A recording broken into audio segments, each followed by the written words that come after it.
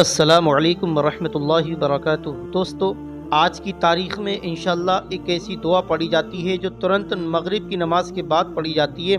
आज की रात ही सिर्फ पढ़ने की होती है। वक्त के बड़े बड़े उलमा, बड़े बड़े जय्यद आलिम, मुफ्ती पूरे साल इस दुआ का इंतज़ार करते हैं। इतनी बरकत रखती है दुआ मुबारक कि अगर कोई इंसान इस दुआ को अगर सुन लेता है, इस दुआ का नाम है निस्फ़ शाबान, तो अल्लाह पाक पूरे साल तक उसके घर से तंगदस्ती को दूर कर देता है, तमाम तरह की परेशानियां ख़त्म कर देता है।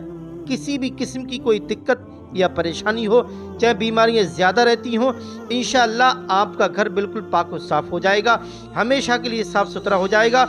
तो आप तमाम ही लोग ज़्यादा से ज़्यादा पूरी फैमिली इकट्ठा होकर के घर में जितने भी मेंबर हैं, जितने भी लोग हैं, आप अपने बच्चों को, अपने भाइयों को, ख़ानदान वालों को इकट्ठा करने के बाद सब लोग पूरे ध्यान से इस वीडियो पर शुरू से आखिर तक ज़रूर जुड़ें। और आज की रात सिर्फ मौका है आपके पास। ये निस्फ़ शाबान इस दुआ का नाम है। बड़े बड़े पीर, बड़े बड़े मुफ्ती, बड़े बड़े आलिम पूरे साल तक इस दुआ का इंतज़ार करते हैं। तो बस इंतज़ार की घड़ियाँ ख़त्म हुई। इंशाअल्लाह अब हम आपको सुनाने जा रहे हैं निस्फ़ शाबान दुआ की बेहतरीन अंदाज में तिलावत। आप लोग दिल लगाकर सुन लें। बिस्मिल्लाहिर्रहमानिर्रहीम। अल्लाहुम्मा या ज़ल मन्नि व ला यमन्नु अलैहि या ज़ल जलाली वल इकराम या ज़ल तौली वल इनआम ला इलाहा इल्ला अंता ज़ारल लजीन व जारल मुस्तजिरीन व अमानुल खाइफीन।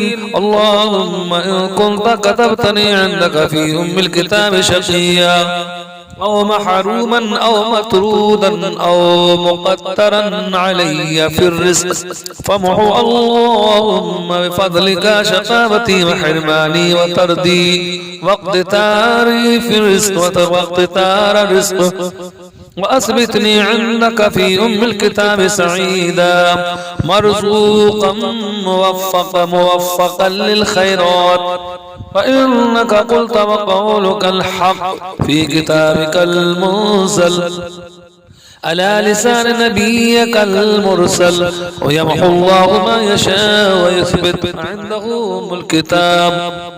إلهي بالتجلي العازم في ليلة النصف من شهر شعبان المكرم التي يفرق فيها كل أمر حكيم ويبرم أن تكشف عنا من البلاء والبلوى ما نعلم وما لا نعلم وأنت به علم إنك أنت العز الأكرم. وصلى الله تعالى على سيدنا محمد وعلى آله وصحبه وسلم والحمد لله رب العالمين. بسم الله الرحمن الرحيم.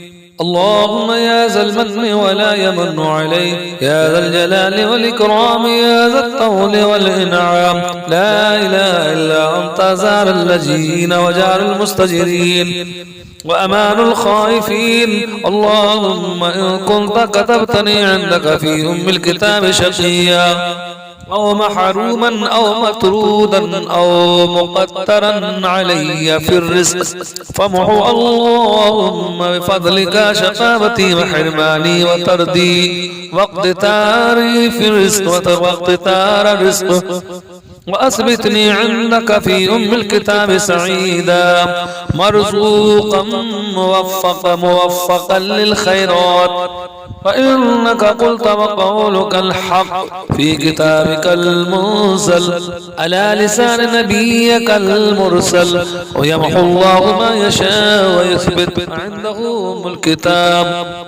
إلهي بالتجلي العازم في ليلة النصف من شهر شعبان المكرم التي يفرق فيها كل أمر حكيم ويبرم أن تكشف عنا من البلاء والبلوى ما نعلم وما لا نعلم وأنت به علم إنك أنت العز الأكرم. وصلى الله تعالى على سيدنا محمد وعلى آله وصحبه وسلم والحمد لله رب العالمين.